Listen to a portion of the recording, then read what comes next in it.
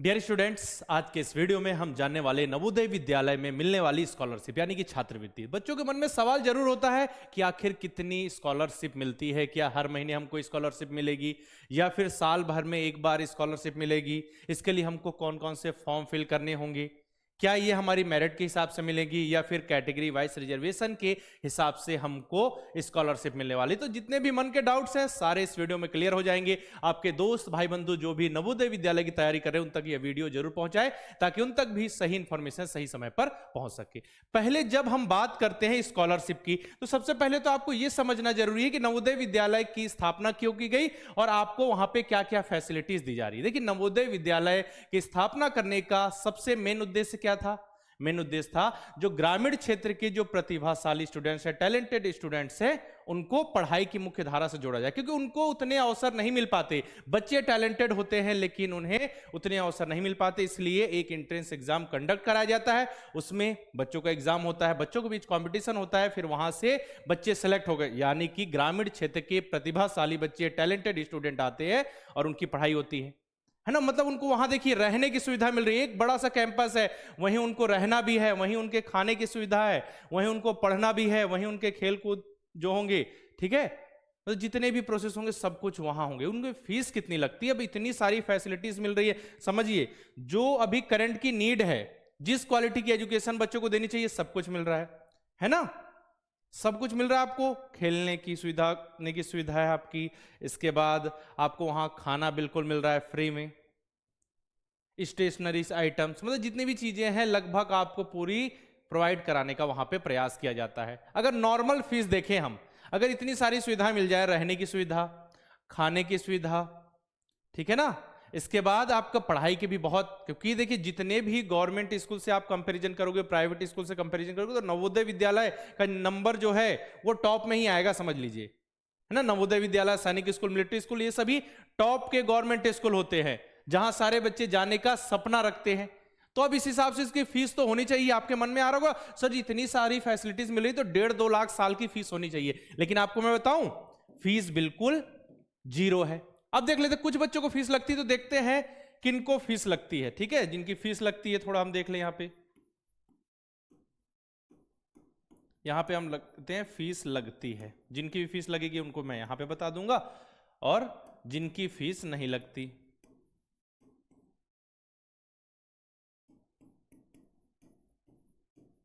मतलब समझिए ज्यादातर जो स्टूडेंट हैं उनको फीस लगती ही नहीं है। ठीक, अब बस आप एक बात याद रखिए, नवोदय विद्यालय में क्लास 6 से लेकर, ठीक है, क्लास 6 से लेकर 8 तक जो फीस है वो कितनी लगती है? 0। फीस कितनी है? 0। एक भी रुपए फीस नहीं देनी पड़ती, चाहे बॉयज हो, गर्ल्स हो, किसी भी कैटेगरी से हो, अर्बन हो, रूरल हो, ठीक है, दिव्यांग स्टूडेंट, सबके लिए फीस 0। अब अच्छा, आपने बोला फीस लग रही, तो किसकी फीस लग रही? देखो बेटा, फीस किसकी लगती है बस मैं आपको बताऊं। देखिए, ओबीसी एंड जनरल कैटेगरी के जो बॉय हैं, ठीक है, जो बॉयज होंगे उनकी, वो भी किस कंडीशन पे? जब उनके पेरेंट्स, इनके जो पेरेंट्स हैं गवर्नमेंट जॉब में होंगे, पेरेंट्स जो होंगे वो गवर्नमेंट जॉब में हैं या उनका एपीएल कार्ड है।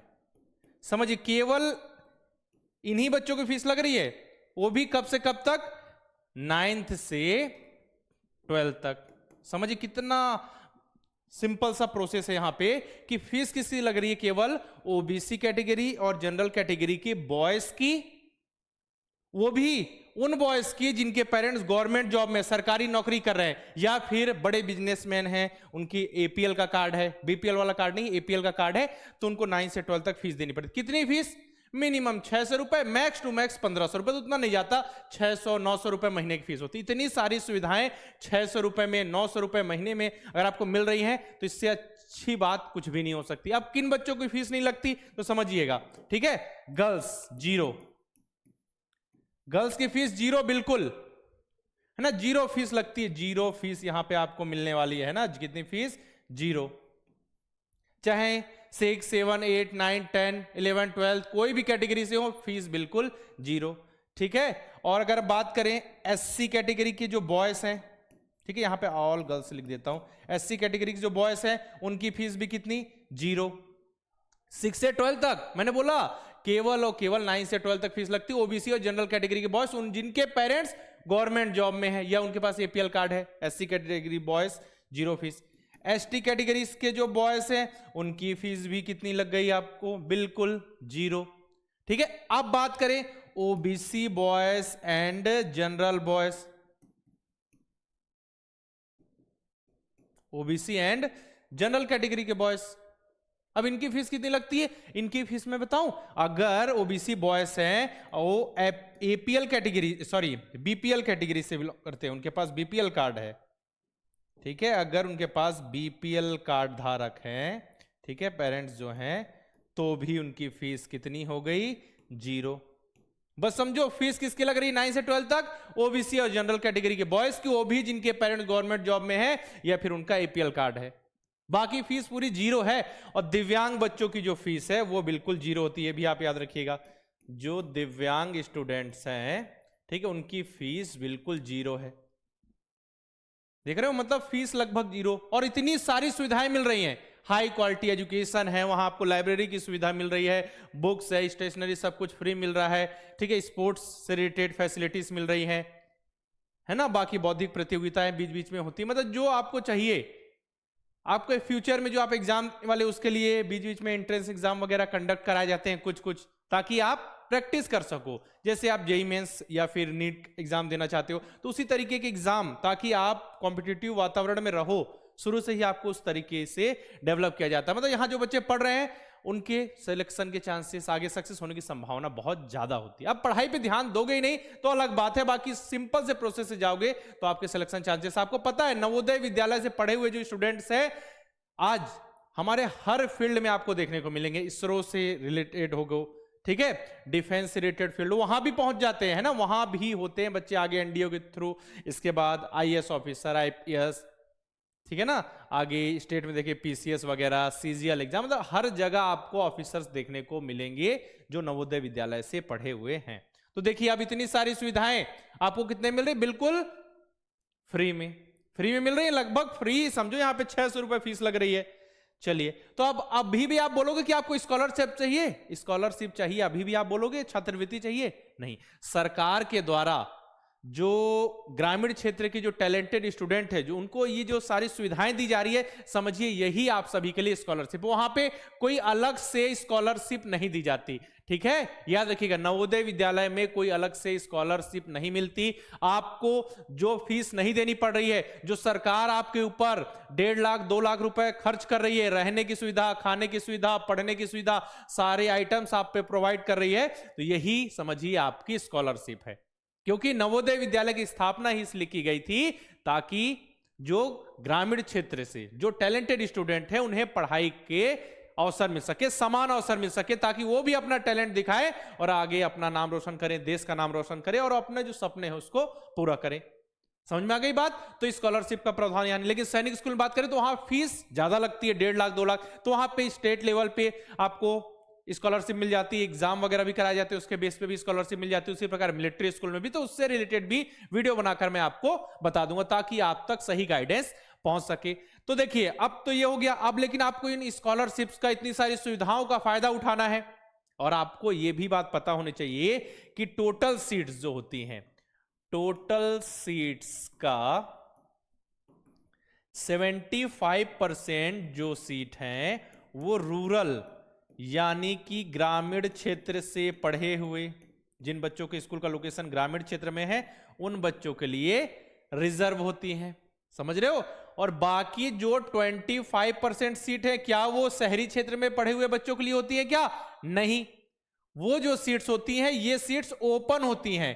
ओपन कहने का मतलब मेरिट के हिसाब से जिन बच्चों का नाम आ जाए, हो सकता है इसमें ओपन मतलब कि आपके अर्बन वाले, शहरी वाले बच्चे हों, और प्लस रूरल वाले भी तो हो सकते हैं, ग्रामीण वाले भी, इसमें सब आ सकते हैं, ओपन सीट्स है।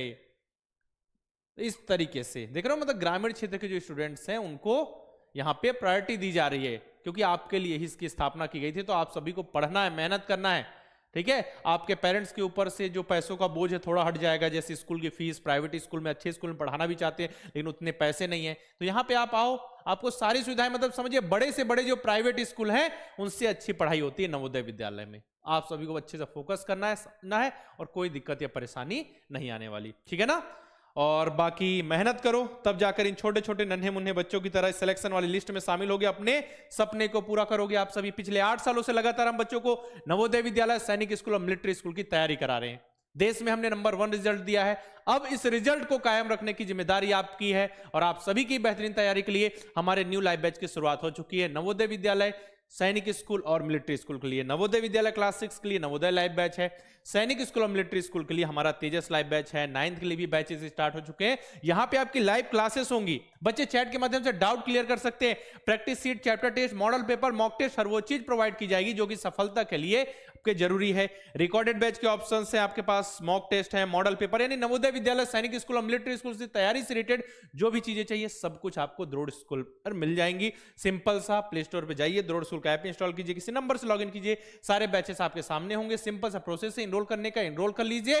अगर इनरोल करने में कोई दिक्कत आ जाए, कोई परेशानी या जानकारी चाहिए बैच से रिलेटेड, क्लासेस से रिलेटेड, या बहुत सारे पेरेंट्स के डाउट आते हैं सर जी हम किस एग्जाम की बच्चों को तैयारी कराएं, तो बिल्कुल आप हमारे हेल्पलाइन नंबर 9996668088 पर कॉल करके इंफॉर्मेशन ले सकते हैं। साथ में द्रोड़ स्कूल के यूट्यूब चैनल को सब्सक्राइब करके बेल आइकन पे क्लिक करना नहीं भूलना है, ताकि जितने भी जो आपकी इंफॉर्मेशन चाहिए या नोटिफिकेशन कुछ आ गया, एग्जाम से रिलेटेड अपडेट है, पढ़ाई से रिलेटेड क्लासेस ज्वाइन करनी है, तो सबका नोटिफिकेशन सबसे पहले आप तक पहुंच जाए, ठीक है। तो इस वीडियो में हमने डिस्कशन किया कि जो स्टूडेंट नवोदय विद्यालय में सिलेक्ट होते हैं, वहां पढ़ने जाते हैं, तो उनको स्कॉलरशिप कितनी मिलती है, और आपको मैंने बहुत अच्छे से समझाया कि कितनी स्कॉलरशिप मिलती है, क्या क्या फैसिलिटीज हैं, उस हिसाब से आपकी फीस कितनी है, सब कुछ आपको डिटेल से बता दिया है। आपके दोस्त भाई बंधु जो भी तैयारी कर रहे हो नवोदय विद्यालय की या सिलेक्ट हो चुके हैं आपके पहचान में, तो उन तक यह वीडियो जरूर से जरूर पहुंचाए, ताकि उन तक भी सही गाइडेंस सही समय पर पहुंच सके। अगर आपको नवोदय विद्यालय, सैनिक स्कूल और मिलिट्री स्कूल की तैयारी से रिलेटेड किसी भी टॉपिक पर इंफॉर्मेशन चाहिए तो कमेंट बॉक्स में लिख देना,